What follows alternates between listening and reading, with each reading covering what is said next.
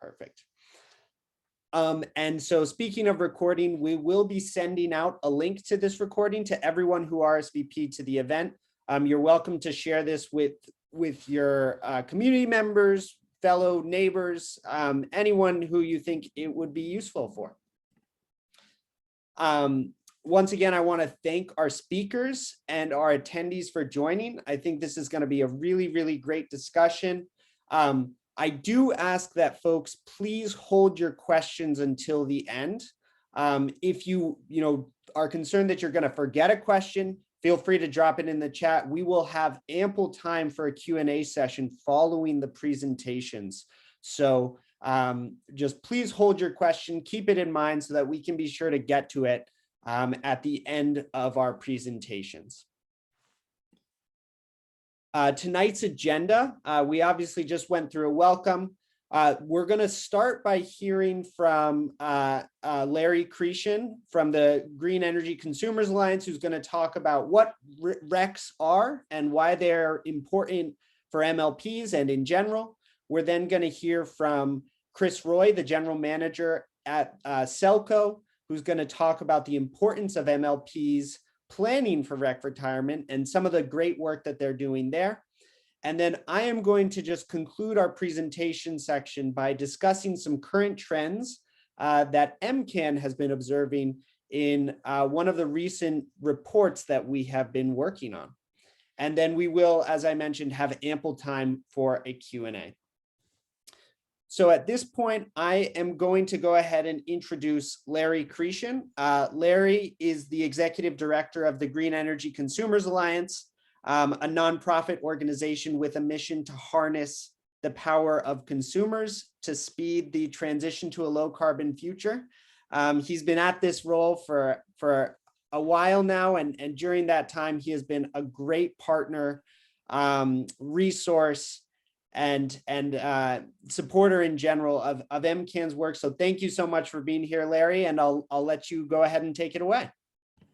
Thank you very much, Logan and Sarah and MCAN for inviting me to this event, and welcome everybody. I hope I can be useful to you in your communities.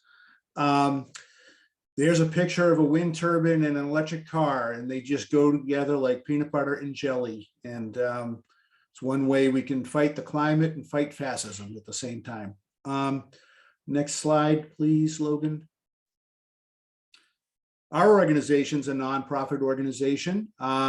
We have an office in Boston, in the Jamaica Plain part of Boston, and an office in Providence. We work to serve the both states of Massachusetts and Rhode Island. And we started 40 years ago as the Boston Oil Consumers Alliance, and we have evolved. We've always supported clean energy, but in the first few years, there weren't programs and opportunities as much as there are today. I'm very happy to say that I'm been here for 22 years. And our organization tries to harness the power of consumers to tap into clean energy solutions. We have a variety of programs. Green electricity is our biggest program. Then we've got Shave the Peak that helps people think about how to reduce their usage during peak moments so we don't need things like the Peabody Peaker plant. We've promoted energy efficiency, heat pumps, and we have a program called Drive Green that's all about electric cars. But we also do a lot of public policy advocacy where we try to primarily influence state policy. But here's an example tonight where we're trying to influence local policy. Next slide. All right, so Logan asked me to talk about renewable energy certificates, or RECs, and I will do that. But let's just talk about the object of the game. This is why I get up in the morning, and this is what I think you're all motivated by. On the left-hand side of the graph, you're seeing the traditional power pool that we kind of used to have. It burned mainly fossil fuels, and over time, we displaced some fossil fuel generation with every wind turbine or every solar panel we put onto the grid, right? What we're trying to do is speed up that transition. And the idea is we need to use energy far more efficiently than we do. But at the end of the day, there's going to be something that needs to run our computers so we can have this webinar and put on the lights. And so we need to build more renewable energy capacity. And it's got to run. We need to make sure we have enough to keep the lights on, as they say. And that is what we're trying to do. Think of the New England Power Pool. All 6 New England states are part of one power pool. And what we're trying to do is increase the percentage of power in New England with renewable energy. And so it all starts with your home or your business, but that means, or your community. If we want to influence the New England power grid, we need to do it one consumer at a time. So next slide. Now, you're all municipal utility people, which is wonderful. But to help ground you in what I'm talking about tonight, I want to use the examples of about 85% of Massachusetts is served by not municipal utilities. There are about 40 municipal utilities, and then there's about 311 cities and towns that are served by investor-owned utilities. Do I love them? No, I don't, but they are National Grid, Eversource, and Unitil. They're investor-owned. I'm a Quincy resident, and I'm served by National Grid. And they are required by state law, going back to 1997 when legislation was passed that impacted investor-owned utilities heavily, but not municipal utilities. That created a renewable portfolio standard, is the biggest policy to talk about tonight. That said that starting in 2003, the utilities had to have increasing amounts of renewable energy in their portfolio. In particular, we want to talk about what's called Class 1 renewable energy, according to the Massachusetts definition, which is basically wind power, solar power, small, low impact hydro, not Canadian hydro, and things like anaerobic digestion, maybe cow power or something from a water and sewer facility. And I looked at, I talked to got some resources from 2021 to 2024. Those utilities are going to pay on average, customers of those utilities will pay about 2.7 cents for the to comply with the Renewable Portfolio Renewable Portfolio Standard. So I'm paying 2.7 cents in order to have a greener supply than if we didn't have the standard. And that's for all the Renewable Portfolio Standard. Class 1 in particular is 0.7 cents per kilowatt hour. Now the RPS does not apply to municipal utilities. And I'll be here to say it should, in my opinion. We're all on the same planet. Massachusetts has these climate goals. And the reality is what these numbers are showing you is that if non-municipal utility customers are paying more for these Class 1 renewable resources, and municipal utilities aren't engaged to the same extent by law. Now, what's important to know is that over 50 communities in the state are going beyond the Renewable Portfolio Standard with a concept called green municipal aggregation, where they, as a community, choose how much more renewable energy they would have in their supply, and they procure their own supplier rather than going with National Grid, Eversource, or Unitil. And they're paying a bit more for their power in order to get substantially more renewable energy. So we have the Renewable Portfolio Standard, we have aggregation. These communities are buying more Class 1 renewable energy resources than required by law. Now, just another point that I think is worth noting, we're also paying into the Mass Save program. That is the statewide energy efficiency program that municipal utilities do not participate in. And that will add an average of about 2.5 cents per kilowatt hour to our bill over the next 3 years. So I want to put these things in context. The point is, we are trying to drive down emissions, and this is what the investor-owned utilities are doing because they were required by law. So next slide. So you may know about this, but December of 2020, Governor Baker's office released a draft clean energy and climate plan that will be finalized by July of this year.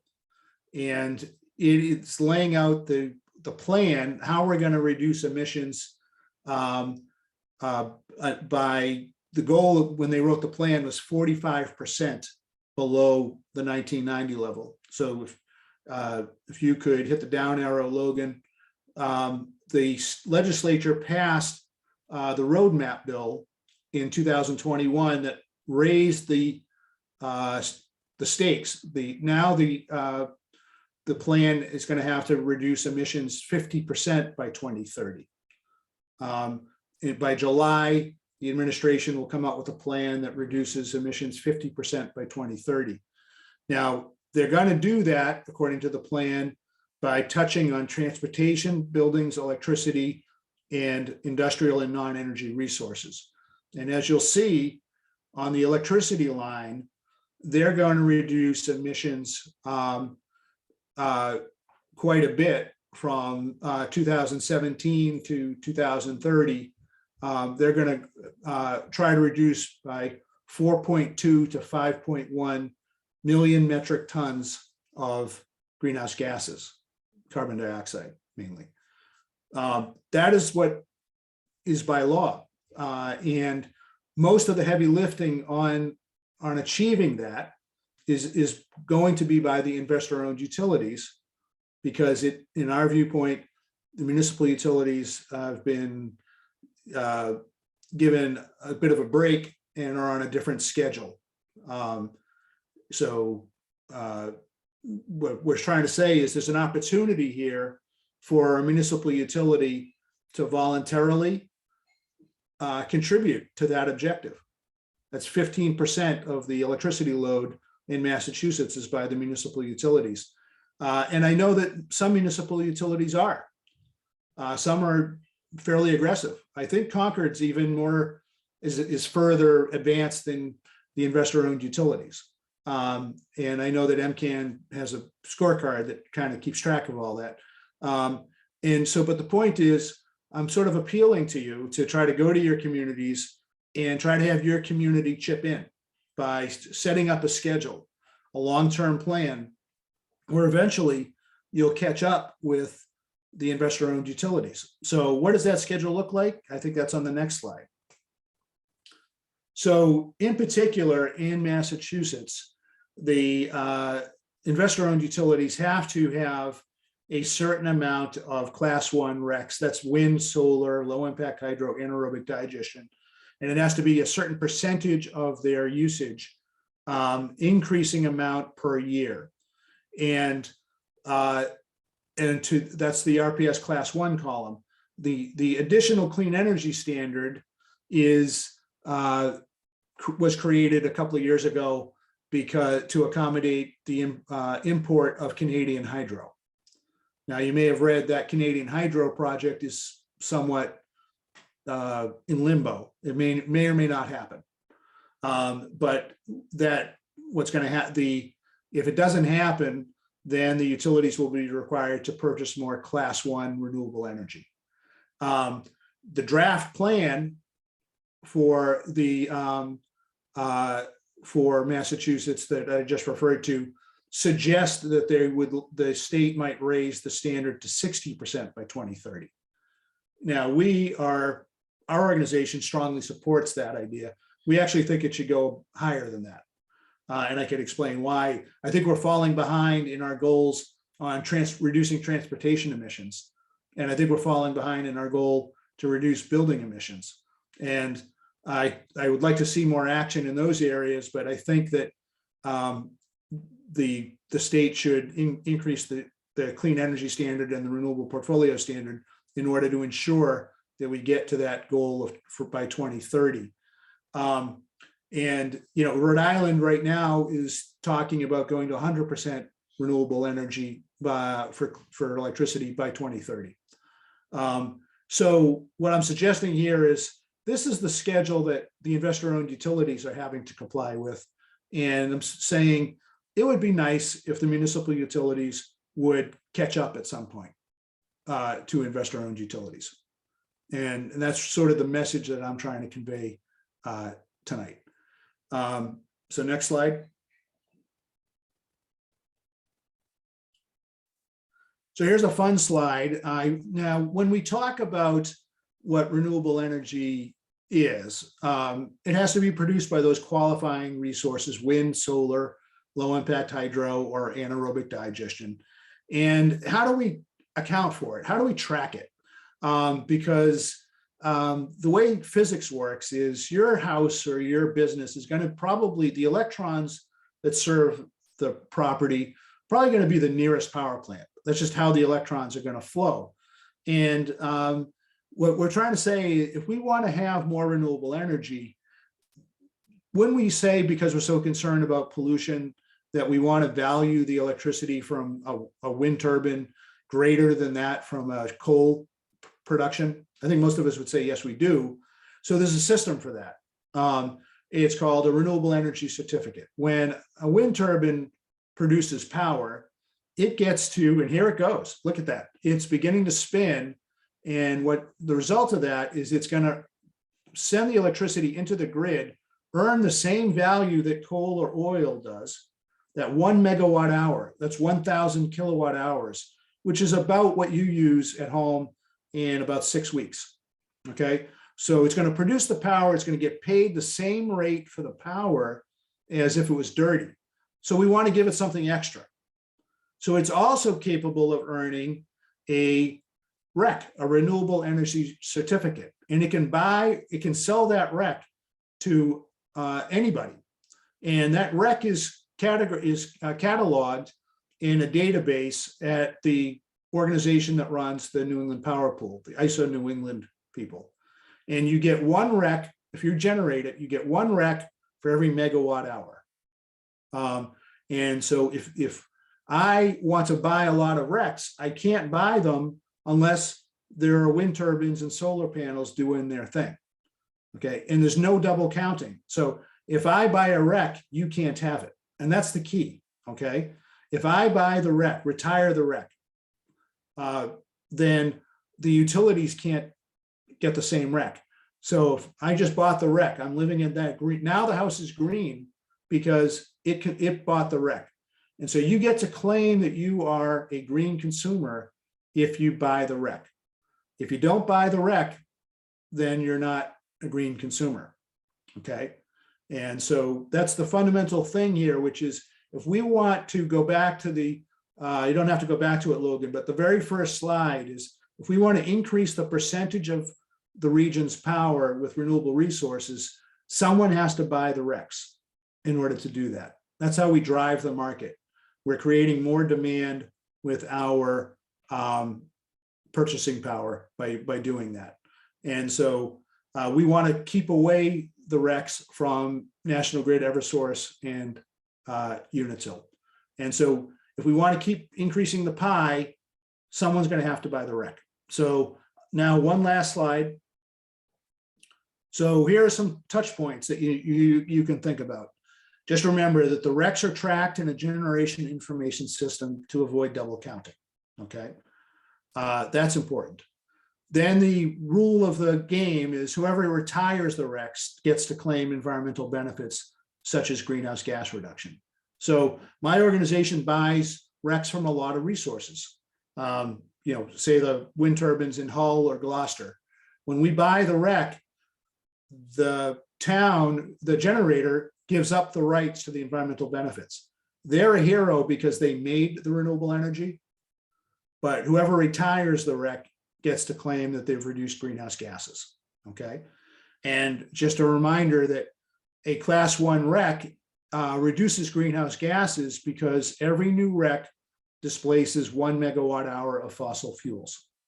And so there's a way, if you go to the ISO New England website, you can see how much carbon 1 megawatt hour of fossil fuels is generally responsible for. Now, here's the key. This applies a lot to municipal utilities. If you buy electricity from a generator, but you do not buy the RECs, you do not have the ability to claim that you're reducing greenhouse gases.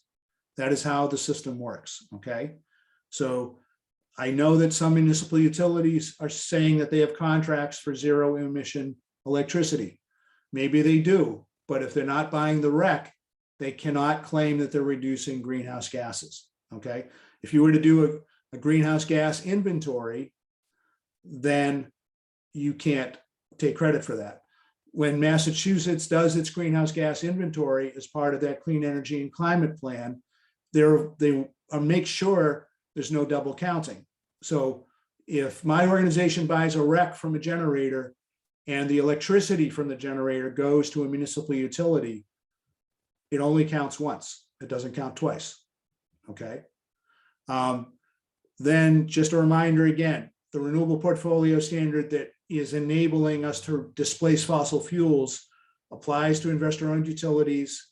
It increases every year. And by definition, it's wind, solar, small hydro, anaerobic digestion. And one other point is it has to be built after 1997.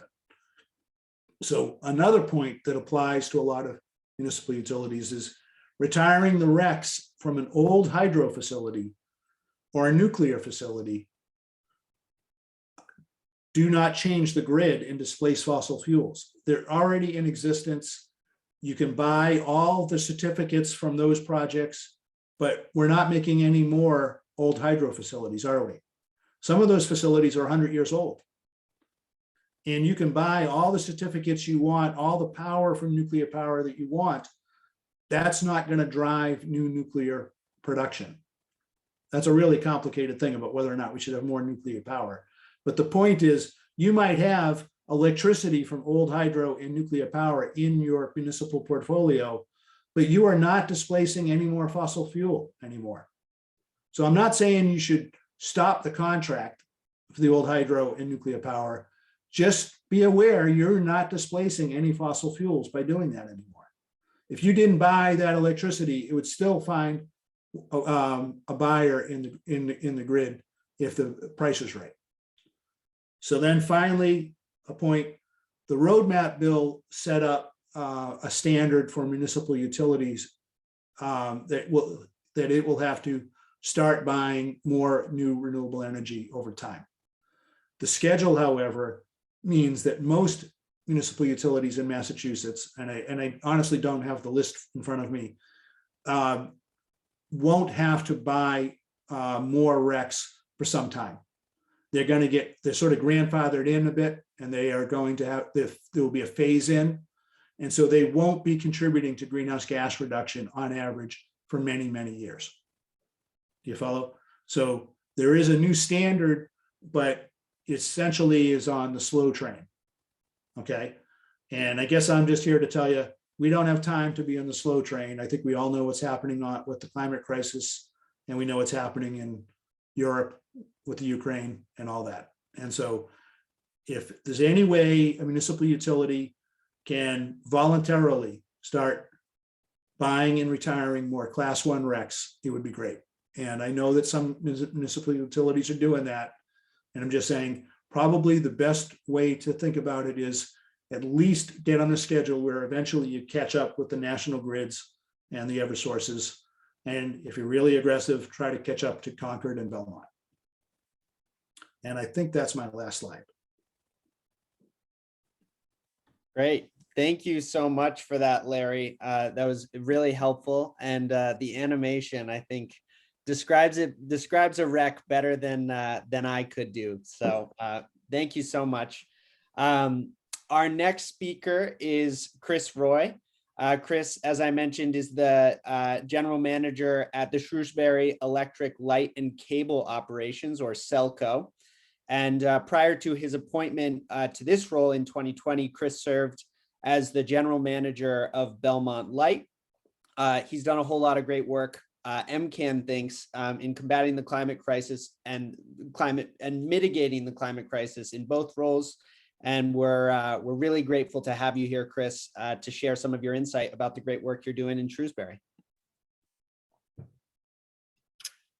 All right, well, thanks, Logan. I appreciate that. And you know, scrolling through the participant list here, there's a lot of familiar names. So hello, even though I can't actually see you. I see your name there, so it's nice to be able to communicate to some degree.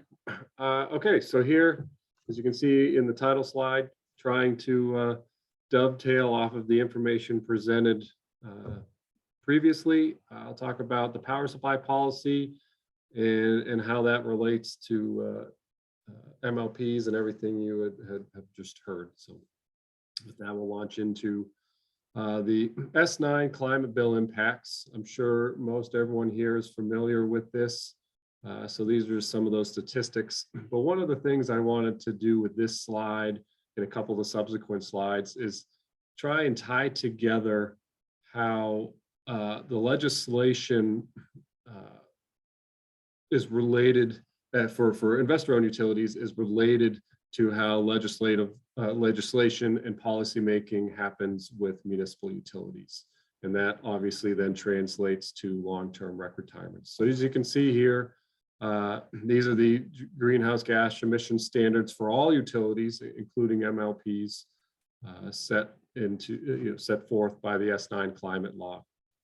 And so the new MLP standards do take effect in 2030, and the retirement and attribution of RECs is separated from generated power. So that's the other key point to emphasize that you already heard about in the double counting issue. So then I just touch on the last bullet before we transition to the next one, which is the law provides MLPs with flexibility to maintain that local citizen control. And so why that's important is the first bullet point there. Local citizens are the legislators and regulators in our circumstance, and IOUs need closer oversight given their leadership is disconnected from the communities they serve, so which you'll see on the next slide. So here's a quick diagram kind of to exemplify that. If you look on the left, that's the model that we're familiar with, the investor owns, and on the right is trying to call attention to some more familiar examples, which is we all know in our communities, we have select boards and school committees that are elected roles of our neighbors and residents. And so the key piece that you might notice is missing on the left side is you don't see the word community or voter anywhere in there. And so the closest linkage that the investor-owned utilities can get to the communities is legislation through our elected leaders. And so that's where you see RPS and CES. That is the power supply policy making, if you will, from us as citizens and residents of Massachusetts, directing those private utilities that ultimately are disconnected and answer to shareholders. So if you go to the next slide, but in the municipal utility model, this is where there's 41 of us, and now we're linked back into the community, just like the select boards and the school committees that you find in every city and town in Massachusetts. And so with that comes the the importance, if you will, of taking a closer look at the strategic direction of the energy policy for your community. Otherwise, for folks that are in that investor-owned model, you're at the mercy of that private shareholder utility in your town, just enacting whatever laws that were mandated upon them by legislation. So this is where our local power supply policy becomes important to fill that gap and really replaces that need for overarching legislation from the state, which would in some ways, act to potentially overrule or box out the voice of the local community as an act of the state. So if you go to the next slide. So why is this an incredible advantage? Well, with the local utility model, as you can see, and I'm sure folks are very familiar with this EPA pie chart, as you can see, electricity is 25%, but then there's these other two sectors, commercial, industrial, and transportation. I mean, there's more than other two, but those are the closest to that we have influencing power over. So here as the municipal utility, yes, we can do our part to help with the state's, overall goals. And I think that is important to make note of. As a state, as Massachusetts, of which we are all residents, we have the ability to have a say in where we want to go as state leaders. And so that's that point. And then we have a role inside of that we play to help the state achieve those goals. And that's where we are here with this pie chart, where we can have this 25% portfolio of the electricity sector, but having this unity with the communities we serve. A huge component is transportation, and another big component is obviously home heating and all the other things we've heard about, which are captured in commercial and residential, the 13%. So that goes into building codes and zoning and all those other things that as a municipal utility, we just don't have legal jurisdiction over. But I mean, in my particular case, I'm right down the hall from the folks that do that, so I can get up and walk over there. Whereas, if you're trying to operate separate utilities that are even in some cases being managed outside of the state, it just becomes an uphill battle. So that's that advantage. So with the next slide, so is our effort into creating that strategy on our part to help the state achieve its goals. And obviously any local, local goals are included in that by nature. So not to overlook that, but so the power supply four-legged stool is our viewpoint on how we would meet, the obligations that we have to contribute to these state goals. And so, as you can see, it was not long ago where power supply policy was a three-legged stool with energy, capacity, and transmission. But with this notion of RECs that we just learned about, that's our fourth leg. And so we manage that akin to an entirely separate commodity, where this is a REC market. And so we need to be cognizant of how we incorporate that REC market with our financial planning, with our strategic planning, with our demand side management programs.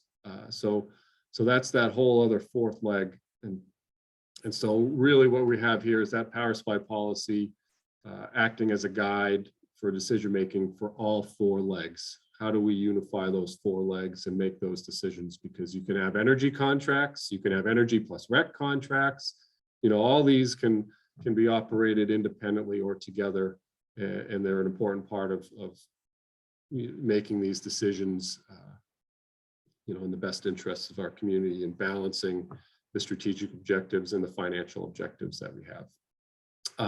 The other couple of bullet points I threw in here, just that I thought were noteworthy, is establishing a forward-looking power supply target facilitates financial planning. And so, in order to, initiate a glide path, if you will, to an ultimate end goal, well, you need to know where you should be along the way. And so implementing a power supply policy in advance allows us to plan and react, because things change, but plan and react to what's happening along the way as we make progress to the ultimate end target. And that way it's not, just to pick it's 2049, I guess we better, do something. I joke a little bit about that, but part of what you'll see in the coming slides too is because we're so connected to the community. You can't see it. On the other side of the screen is a window. Anyone can walk by my window and wave or wave, hopefully wave, and if we do something bad, it might be something else other than a wave. But we want to keep it always a wave. And so, that's how that's I guess a passive accountability, if you will, that's injected in here. So these, we try very hard to make sure we keep things predictable and reliable and founded in the roots of the community's desires. So the other one is the documented policy is a framework for regular review. things change. We don't know what technologies are coming or what new research is developed or a new discovery that's made. And so again, it just helps document and guide a discussion for folks to have over anything that might be happening over what I consider a fairly, a significant time frame where a lot can happen.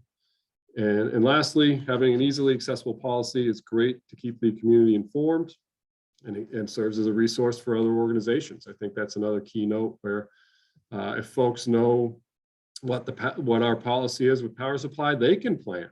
I also, and this might show my ignorance a little bit too, is, take like LEED certification, right? There's that notion I throw out there where, some of these communities or Shrewsbury, when we're all 100% non-emitting and there's built, homes and businesses that are 100% electrified, is that a net zero building?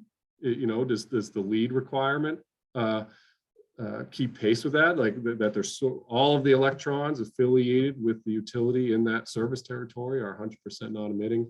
Does that have an impact on our individual community in terms of economic development and outreach and all that? So, you never know who's on the website, and having it there is good for these businesses and other agencies that are looking to see if they come to Shrewsbury or any other town, what it might look like.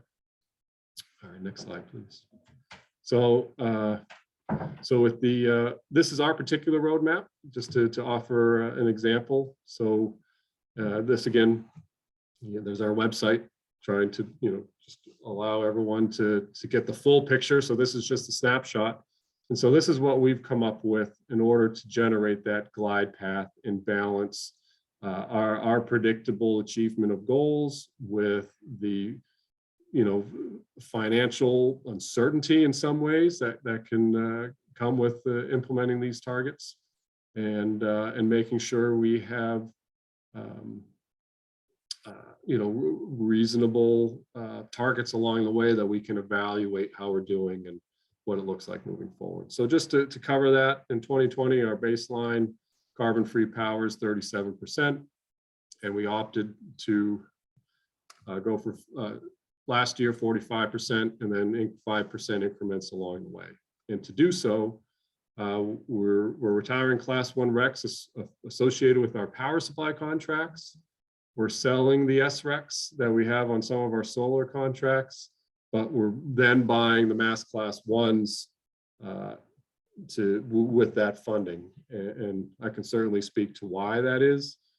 In some of these cases where just like the SREC market is just so high, we feel like we can stretch the dollars a little bit further with the Class 1s.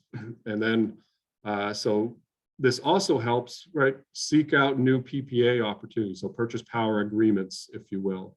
It allows us to actively, if we know where we need to be at certain benchmarks along the way, we can actively search out power purchase agreements that can help us meet those targets, that can potentially bundle the RECs, and then we can see how we're doing. I think as more and more folks look, to accelerate adoption of these, this type of roadmap, it's certainly going to introduce some constraints. These are the things I think about. It's nice if you're the only one doing it and you can just afford it all.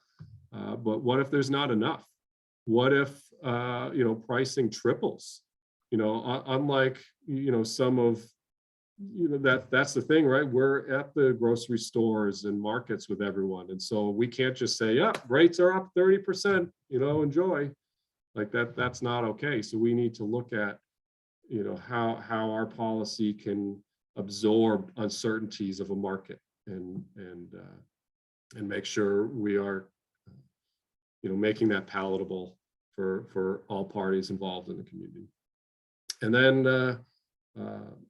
that last bullet point, you'll see purchase and retire Class 1 or Class 2 NEPU RECs to offset the other generations. So that's where you'll see the differences.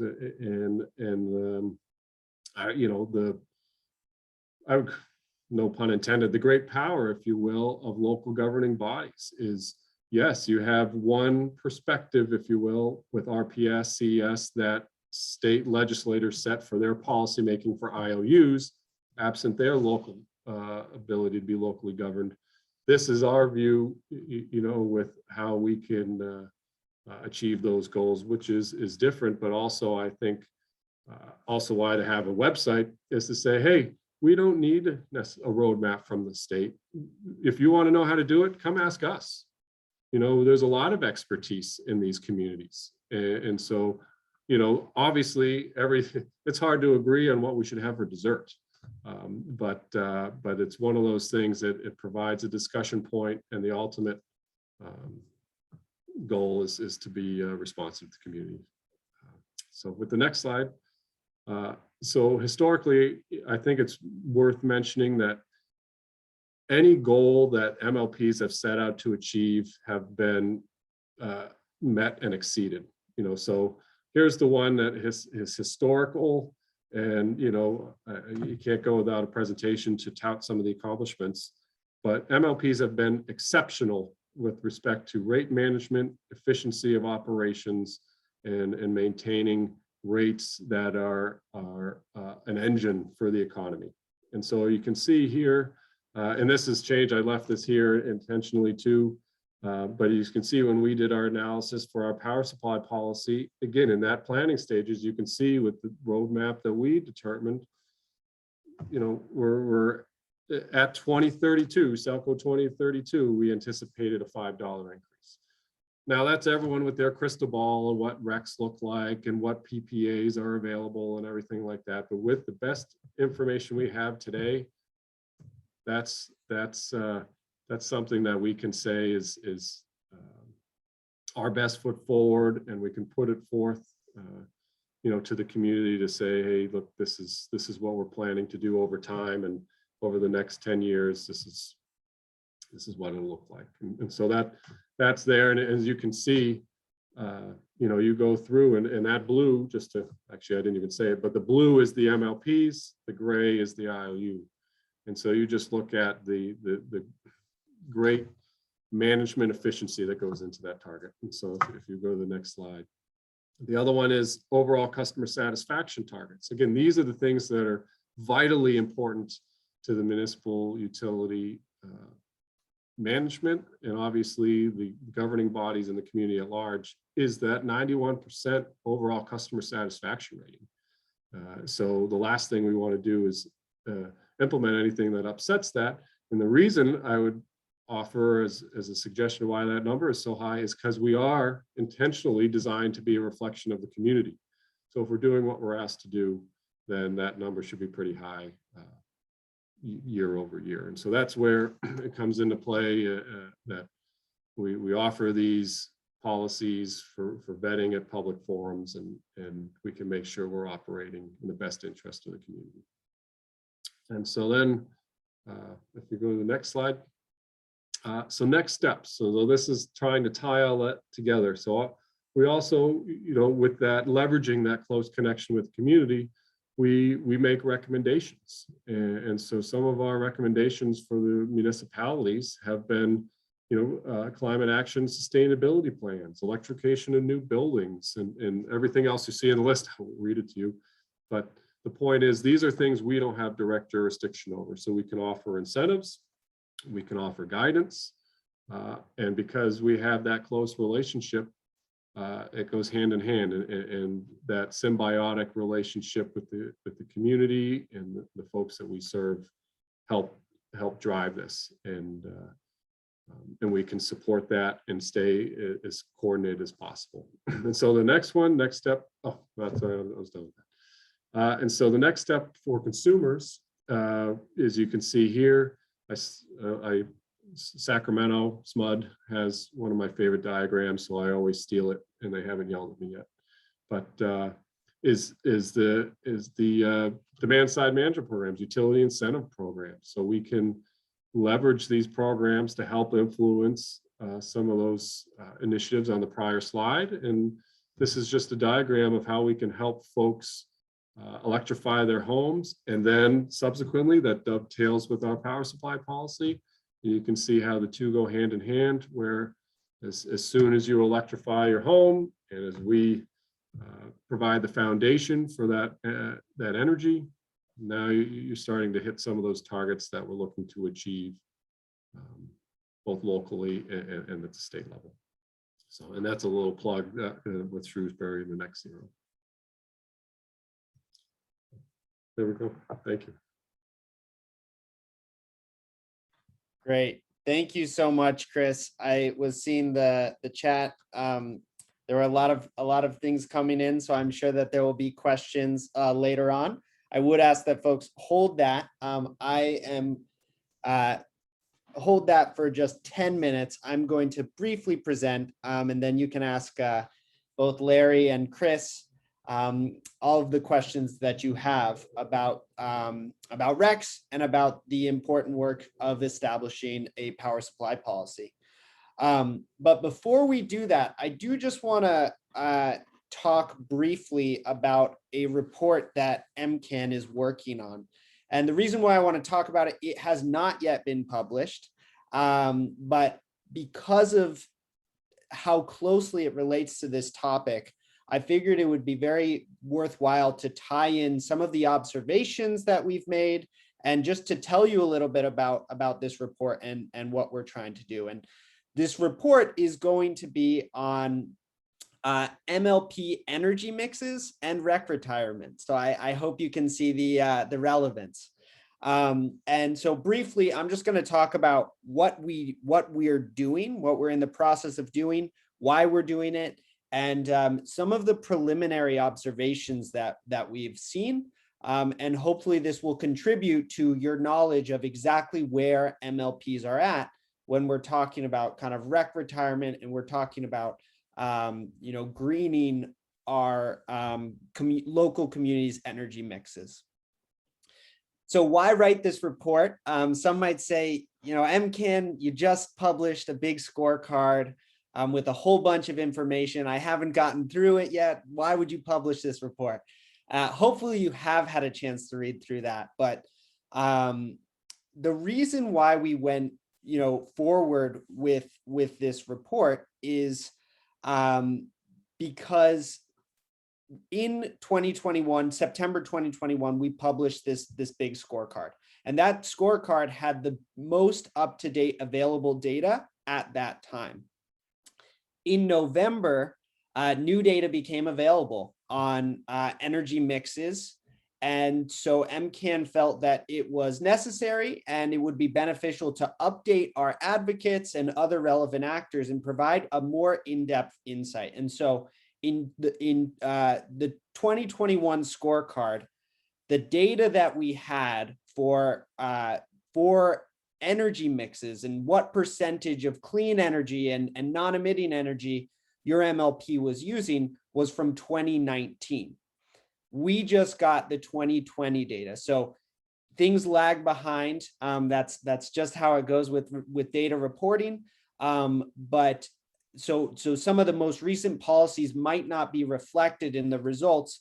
Nonetheless, it's important that we take stock of the trends that we're seeing and make sure that influences our decision making moving forward, especially as advocates. And so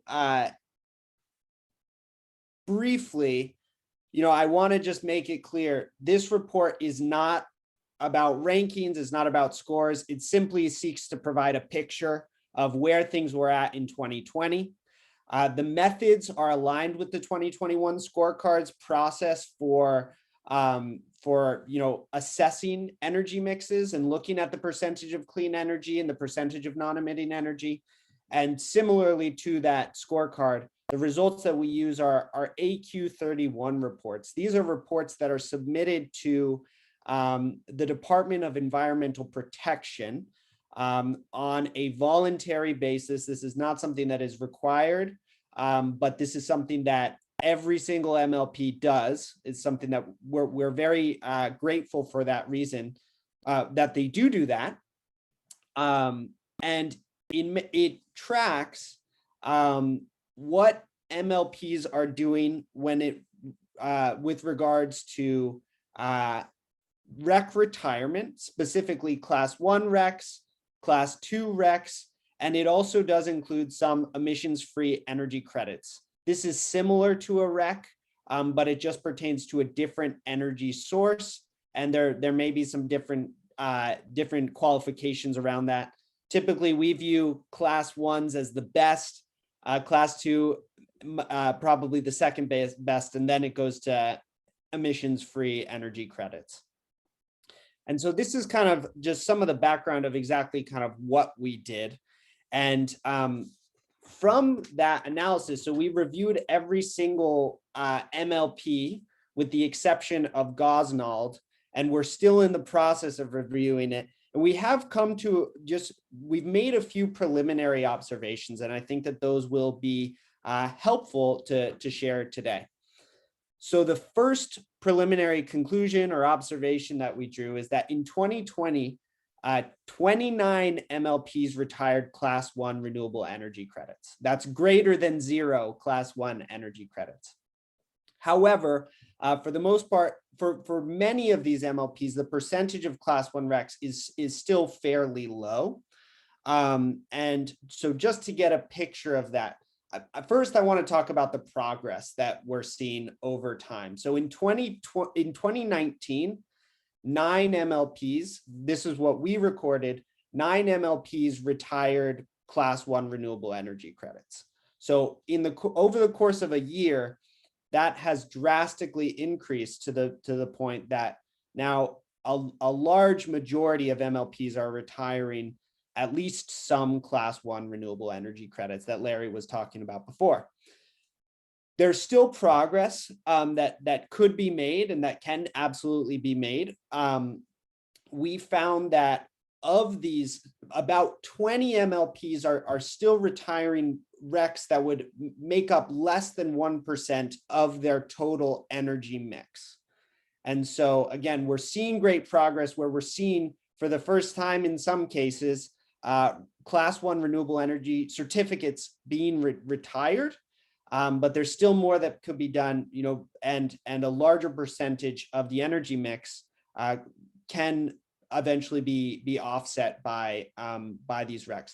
I do also just want to note that there are some MLPs that are doing a great job that that have focused on this specific policy, and as a result, they are either very close to the renewable portfolio standard, greater than 1%, or even exceeding the renewable portfolio standard. So as Chris was saying, this is about local action, it's about local decision making, and that's why everyone on this call, as members and residents of these communities, are so important.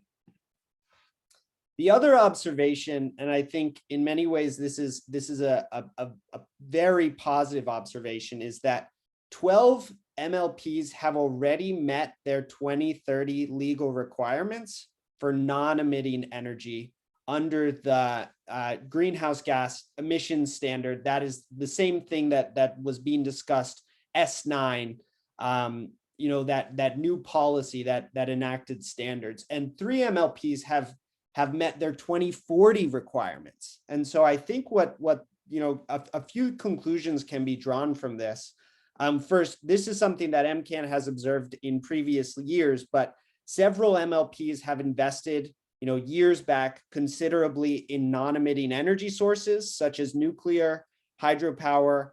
It extends to wind, solar, and other resources. And that has enabled them to transition away from fossil fuels.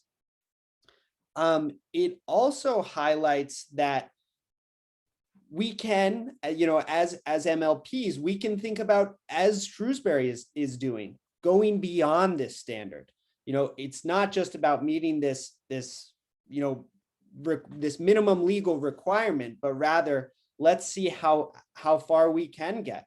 And what our priorities in the local community are is going to influence kind of how rapidly you want to transition and exactly which resources you want to use to transition. So that's where we get between these class 1s versus class 2s, et cetera, et cetera. A very just quick asterisk I want to put here. So this conclusion needs to be taken with a grain of salt. It's based on MCAN's data. The actual process for DOERs, how they're going to measure this exactly is not yet established, has not yet been promulgated. And so this is just based on the methods that we use. There could be more MLPs that are meeting their 2030 legal requirements, depending on how DOER decides to track that. There could be a few of these 12 MLPs that are just below those requirements. Again, it's 2022, so it should just show you that several MLPs are kind of ahead of the curve, and that's all the more reason for us to continue to lead.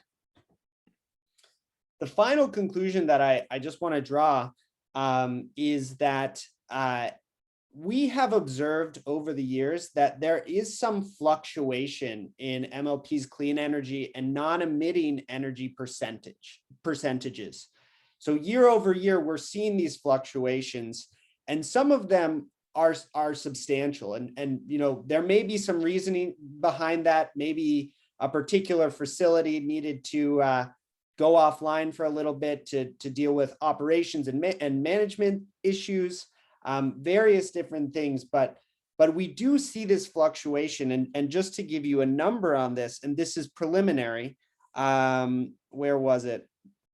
I think we saw that in our observations, over 20 MLPs saw changes in their non-emitting energy percentages between 2019 and 2020 that was greater than 3%. And so fluctuation in and of itself is not a bad thing at all, especially if it's moving in the right direction. But I think for us, it just enforces and demonstrates the need for a policy like the one that Chris laid out, for a clear and transparent plan that says this is how us as X MLP is gonna get from A to B and then from B to C. And so, MCAN is very in favor of policies like Shrewsbury's power supply policy, and a few characteristics that we would really like to see in policies like this. I think first and foremost, a clear schedule for how MLPs are going to meet and hopefully exceed the greenhouse gas emission standard. The second, that would be ideal is a schedule showing Class 1 REC retirement and how that is going to increase over time and be implemented and incorporated into the plan. Again, this is financial planning. This is not only about a goal, but it helps MLPs to make sure that they don't have to raise rates dramatically, and that they can serve their customers on a consistent basis while increasing the environmental attributes of their system. A few other aspects that we really like from Shrewsbury's policy, but in general, we think that every policy should have something like this. Number one, it should be publicly available and as accessible as possible. This is what enables residents to get involved in MLPs. Decision making is knowing these policies, and so making sure it's available is really important. And then number two, as Chris mentioned, making sure that there is a process or at least a clear stipulation that this policy can be shifted over time. We don't necessarily know yet what the market's going to look like. We also, might see changes of priorities among MLP residents. Maybe they want to see more environmental attributes. Maybe they care more about Class 1 RECs than Class 2, and they want to see that reflected in the policy. Either way, having a clear process whereby that can be amended, whereby residents can, give their public input and actually contribute to this is something that we really like in the plan in Shrewsbury, and something that we would like to see, reflected in other communities as they think about enacting policies like this, this version that was presented here today. So those are some preliminary observations that we've made. I do just want to mention, we're still in the process of verifying data and finalizing our observations. So things may shift, but we feel pretty confident that these observations that I presented today won't shift. We hope to publish this very soon, and we're just in the process of doing the last bits of work that we need to do. And if necessary, we will hold another event specifically for this report, so that that advocates and other relevant stakeholders can understand a little bit more about, what we did and the information that we found as a result. So that concludes our presentation portion of this event. And I know this event will go until 7, so we'll have a little bit of time for Q&A. I'm going to make it possible for folks to unmute themselves, but I ask that you please not unmute yourself until you've been called on. And in that way, we can just ensure that things go smoothly and that things go easily. So I am going to kick things off. Just give me 1 second. Let me make sure that folks can unmute themselves. I'm going to kick things off by passing the microphone over to Laura, who I know has a question. Hi, I am Laura Burns. I'm a light commissioner in Hingham, and we have a very different policy in our light plant for how we deal with our RECs. And I'd like to briefly tell people what that is, so you can consider it. But my question is for Larry.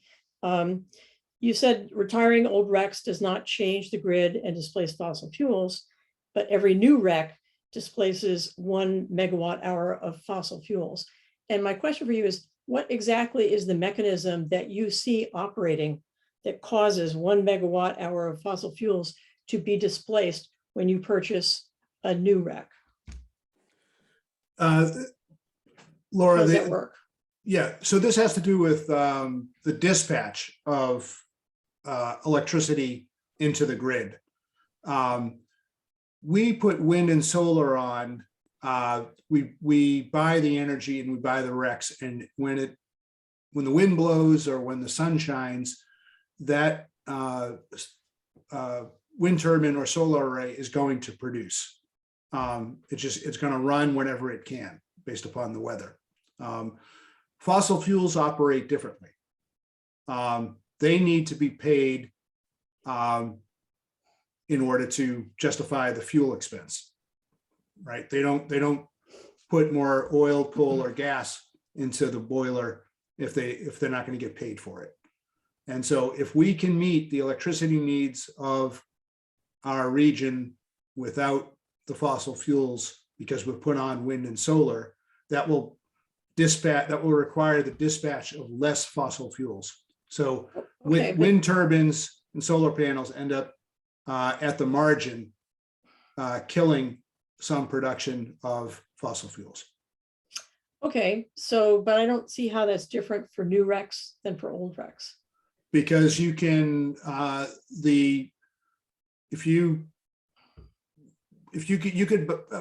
could go out today and try to buy all the RECs from an old hydro project that is not class 1. It's not going to make any more old hydro. There's no ability to grow that. Okay, I get that. It's the part about the new RECs. So buying having the new a different RECs, effect. but buying the new REC, again, because of that, the system does not allow double counting. If I buy a new REC and you don't, then I get to claim the greenness of that. That REC is putting more wind and solar power onto the grid. Now, if you want to buy more wind and solar, that's going to require more wind and solar to put onto the grid. And it's the accumulation of all these purchases of RECs that requires more supply to come on that displaces the fossil fuels. Yeah, thank you. Yes, that's my understanding too, that it's the accumulation of all these purchases, which basically has the effect of driving up the price. That is that's the mechanism that I see. I don't, it drives up the price. It makes it more attractive for people to build. And I don't see any other way that retiring a new rec influences the energy market than that, because old recs come from existing facilities. So do new recs. New recs are for facilities already existing. You can't sell a rec until you have electricity. Can't sell electricity until you have a facility. Those facilities are already built. Except there's a fundamental difference in Massachusetts because of the renewable portfolio standard. Ratchets up the requirement of more wind and solar. So that whole class one, by law, is going to have to grow. Right. So that's a big difference from the existing stuff. That is So, what I call the hokey pokey. That's what it's all about. yeah. Okay. For us, the question is, what's the best way for us as a light plant to handle our recs? And I just briefly tell people what we do. We took a look at the mechanism by which new class one recs increase new renewable energy being created. And we concluded that the effect of retiring our recs was going to be very small. And we felt that we could, rather than retiring with recs, we could do some things locally with the money that we're giving up by retiring the recs that has more impact than simply raising the price of recs a little bit and causing new renewable energy to be more attractive. So what we do is we sell all of our class one recs and we purchase class two recs, main hydro, to cover our entire portfolio. So if you accept class two recs as being, your renewable, you can say we're 100%. I never say that because my goal is to be 100% really, and that's the plan that I'm trying to build. But in our first 2 years of selling class one recs and buying class two recs, we accumulated a fund of $1.4 million. And we're using that money right now to build more solar panels on our light plant building and on a solar canopy over the parking lot. So we are creating new local distributed generator resources with the money that we saved by purchasing class two recs instead of class one recs. And the other thing we've done with it is we use those funds to actually fund the development of our town's climate action plan, which would have been hard for our town to fund. And so you could say, well, we could, I know Chris was recommending that town should have such a plan, and we agree, but we stepped forward and said, well, we're as a light plant, we're going to pay for that.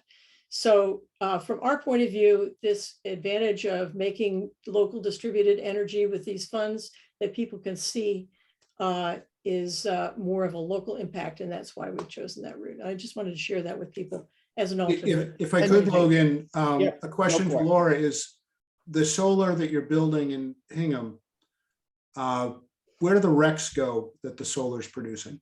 Well, we haven't decided that yet because it isn't built yet. But Okay. I think we'll probably sell them and buy class two recs to cover it because that's our current policy regarding our whole portfolio. And I'm sorry to be such a nudge, but if you do that, you should not claim that you're reducing greenhouse gases in Hingham. I tell people exactly what we're doing and let them reach their own conclusions. I don't try to fudge anything. And I know that we could go into a long discussion about this. I really appreciate, Laura, you bringing this up, and Larry, I appreciate you responding and just a little bit of a dialogue, because we know that there's a variety of opinions here in the MLPs. So I'm gonna go to David. I see that his hand was up, and then I'll go ahead to Monier. And I ask, just in the interest of time, if we could just do kind of one question and then an answer, so that we can make sure to get to all the questions that are currently being asked. Take it away, David. Thanks, Logan. David Zeke in Reading. And I guess I am a little confused about the different kinds of recs, because we've been talking about, class one, class two recs mostly today. But the climate bill talks about something else. It doesn't really even talk about class one or class two recs with respect to MLPs. It talks about this non-carbon emitting, and it has a laundry list of 10 different ways to do that. I don't understand where recs fit? And maybe this is more a question for MCAN, but I mean, it seems like the goal that we're talking about today is above what the goal that the law is setting for MLPs. Is that correct? Chris, do you want to go ahead and take this? And then I'd be happy to follow up. Sure, I can add a quick comment. I think you make a good point, which goes back to that local strategy, if you will, and how to mix that portfolio of rec classes in terms of strategic planning. And so I think maybe I'm somewhat interpreting your question also as what is the definition of acceptable rec classes and determining that percentage mix? Well, no, I think that's defined by the law. Okay. Yeah. Right. So recs, one or two, I mean, recs, like class 1, class 2 recs are among the different things that are listed in the law, but so is nuclear, and so is bio methane, I guess, and I mean there are a bunch of things. I mean, why would the MLPs not do this portfolio planning that you talked about, Chris, as RMLD is doing?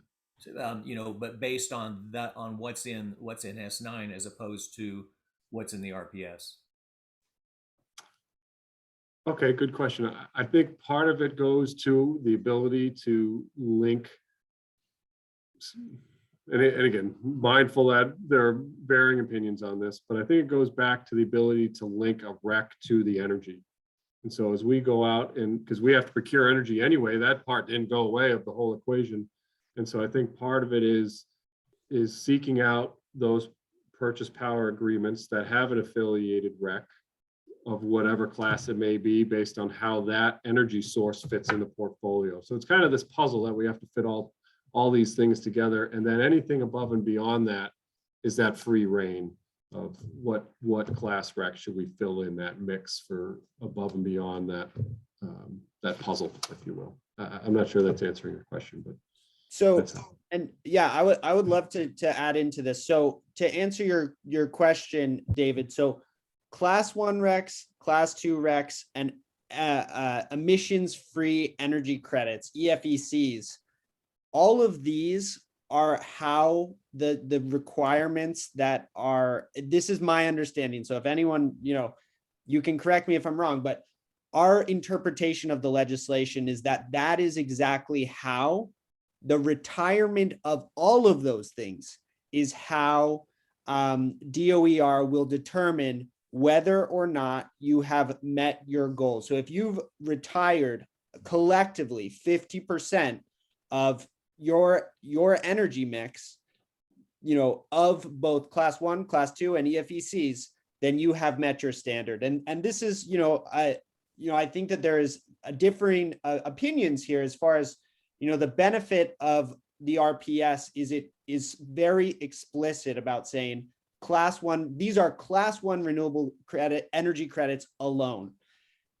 The greenhouse gas emission standard, the GGES that was established in S9, has no stipulation about, the entire 50% could be covered by nuclear. It could be covered by hydro. It could alternatively be covered by 100% wind. As Chris was kind of saying, there's flexibility, and that flexibility does allow communities to make their own decisions. Our interest is ensuring that there is at least some of these class 1 recs included, because as Larry was saying, that's really what ensures additionality to the grid. Okay. Larry, do you want to tie in, or should we go on to the next one? I'm good, thank you. Okay, I'll go ahead to Monir. Yeah, thanks, Logan, and thanks to MCAN and the speakers for a really interesting, important discussion. I'm sort of looking at some things, particularly driven by what California is experiencing with the duck curve and the like, and where it's Rocky Mountain Institute forecasts that if we, at the point that we start approaching 50% of renewable, meaning wind and solar generation, that in fact the value of additional wind and solar being added to the grid starts to diminish because it is not producing at the point in time that we need and use the electricity. And so, and I think it was referenced in one of the federal bills about 24/7 RECs or 24/7 clean power. And I know that this is something that Google, Microsoft, and some of the others are now applying to their data centers. And I'm curious as to, the system of RECs that we have today are offsets. There's no timestamp associated with them. And if we're anywhere near successful as to our goals, it's not going to be an appropriate vehicle. And so how are we looking at that in this state? Larry, do you want to take that? Sure. I think RECs will be important forever, but what Munir is talking about is, so RECs are essentially counting up how much renewable energy we're putting onto the grid. It's not talking about when they were put on the grid at a particular moment in time. That's true, and that's important. So how do we balance the system so that 24/7 we have power, whether it's windy or sunny, and how much power we're using at the moment and all that? Well, I think the Rocky Mountain Institute, I think if you dug deeper into that, the answer is we need a system that involves a lot of storage, and we need to time the usage of power. Fortunately, a lot of our electricity load can be managed at various times. So we're a 2-car electric vehicle family. I can charge those cars anytime I want, practically. Very easy to move that load around, okay? And so I would love to get a signal from my utility that says, it's really sunny right now, plug in, and this is the right time to do that. So there is no jurisdictions. If you look around the world, California is not having a problem because of too much solar. California is a very complicated system, but look at countries that are leading the way in percentage of renewable energy, like Norway and Denmark. They're not having a problem like that. Their grid's able to accommodate that. But the trick is to remember we're electrifying a lot of stuff. I know Christopher's talking about that, and many of you are working on it. So what we need to do is to have more electric cars. We need to have more standalone storage facilities. Municipal utilities are in a great position to do that. You can either incentivize them at a home level, or you can just put something in that ties directly into the grid. You can make a microgrid, town hall or schools. You have all kinds of opportunities to suck up that extra wind power, that extra solar power. This is a problem I want to have. The answer is so easy to solve that we can have a system that balances and that follows the vicissitudes of nature. Larry, I just want to, I totally agree with you. And I do think that this is a critical role for MLPs to play. I think sometimes you refer to it as a test kitchen, perhaps, for some of these new operating procedures. But if you look, Sense and Singularity did a really interesting study on what happens when you start adding more and more EV charging to the grid. And if people charge at certain times, particularly on the California grid and Northwestern grid, they'll make the grid much dirtier. And so we have to have sort of smart grid technology that allows us and incentivizes, as well as smart policies that sort of creates flexible load. And I think that's the key. And you're right, that is in the RMI that we need to introduce storage. They also make an argument that, we need base load at some point. And I think that, to the degree that we create flexible load, become more efficient, create distributed energy systems, we can put off the need for nuclear and even major transmission lines for that point. But I also think MLPs can be at the tip of the spear to sort of get those technologies out there and have them prove themselves and improve. They'll improve over time. So, I wanna move on, but before I do, just a few quick things. Number one, absolutely on battery technologies. This is one thing that we've observed. MLPs are leading the way when it comes to battery technology. 10 MLPs already have batteries installed, and there are several more that are looking to do that. And so if you're in a MLP community, that is another thing to advocate for. And similarly, it's great to see that MLPs are doing great work on smart technology, on shaving the peak, and RECs are part of a suite of policies. There's both in an MLP and across the board. It's not one or the other. It's got to be both. And what we're seeing with even in the state, there are other policies that address peak standard, the clean peak standard. Maybe it doesn't go far enough. I would say that it doesn't, but RECs will continue to be important, and there are still other issues that need to be addressed. I want to go to a question from Melissa that's in the chat, and it said, I think that this will be helpful just to clarify kind of how RECs move in the system. But she asks, could a personal solar panel be considered a REC? Not the panel, but for every 1,000 kilowatt hours that the panel produces, it will essentially earn the claim to a REC.